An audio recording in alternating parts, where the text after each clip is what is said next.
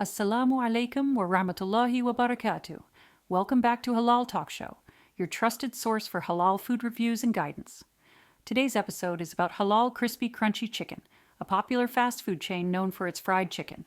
The big question is it really halal? Krispy Krunchy Chicken offers fried chicken, wings, sandwiches, and sides like fries and coleslaw. Their signature fried chicken is known for being crispy and flavorful, attracting many customers who are looking for halal fast food options. Now, let's talk about the halal status. Some locations advertise as halal and claim to source their meat from halal certified suppliers. Customer feedback and community reviews often confirm that these locations maintain halal standards. However, it is important to note, not all branches are automatically halal. The use of halal in the name or marketing doesn't guarantee certification. Cross-contamination with non-halal items or lack of proper certification can occur in certain outlets.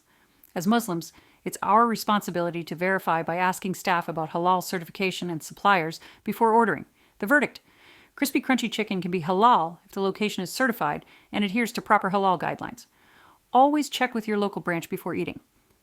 Now I want to hear from you. Have you tried Halal Krispy Krunchy Chicken?